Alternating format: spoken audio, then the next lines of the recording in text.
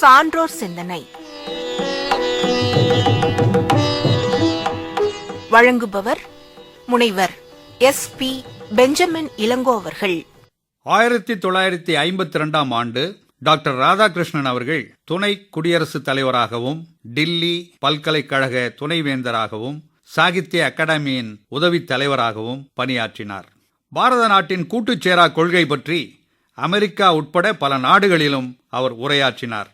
இவர் உலக புகழ்பெற்ற தத்துவ ஞானி, ஆசிரியர், நிர்வாகி, மிகப்பெரிய ஜனநாயக நாட்டின் பிரபலமான குடிமகன், நாடுகளுக்கிடையில் அமைதி நிலவ பாடுபடுபவர், பண்பாட்டு ஐக்கியத்துக்காக பிரச்சாரம் செய்பவர், கிரேக்க ஞானி பிளேட்டோவின் கற்பனை வளத்தையும் கடந்தவர் டாக்டர் ராதாகிருஷ்ணன் என்று அமெரிக்க பல்கலைக்கழக தலைவர் வெகுவாக பாராட்டினார்.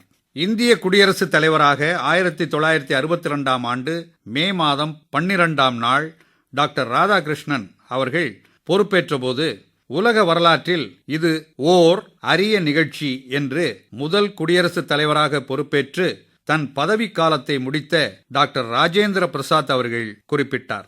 பண்டை காலத்து ராஜ ரிஷி போல் எளிமையின் வடிவாக நீளமான கோட்டுடன் தூய வெள்ளை தலைப்பாகையுடன் ஒற்றை நாடி தேகத்துடன் அவர் குடியரசுத் தலைவராக திறம்பட பணியாற்றினார். சிறிது ஓய்வெடுங்கள் என்று நண்பர் கூறியபோது, எனக்கு என்ன களைப்பு, களைப்புறுவதை நான் என்றும் விரும்பியதில்லை என்றார்.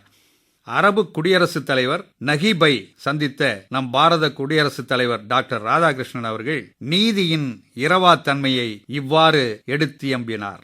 வலிமையும் அதிகாரமும் நிலையற்றவை, நீதியை அடிப்படையாக கொண்டால்தான் அவை நிலை பெற முடியும் என்றார். உலக இணைப்பு மொழியான ஆங்கில மொழியில் டாக்டர் ராதாகிருஷ்ணன் அவர்கள் மிக ஆழ்ந்த புலமை உடையவர்.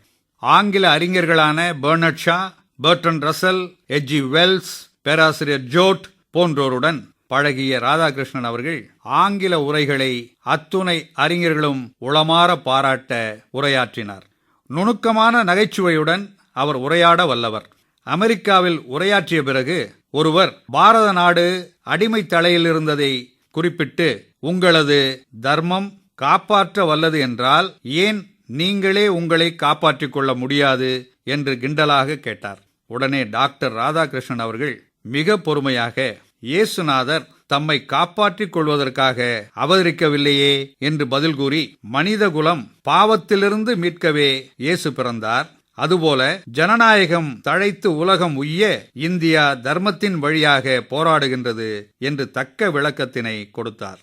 பொதுவாகவே உயர்ந்த கருத்துக்களை ஆங்கிலத்தில் வெளியிட்டால்தான் அவை அகில உலகத்தின் கவனத்தையும் பாராட்டையும் பெறும்.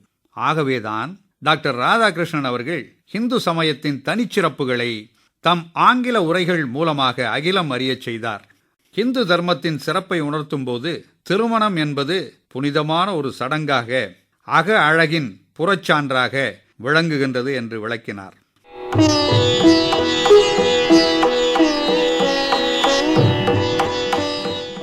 சான்றோர் சிந்தனை.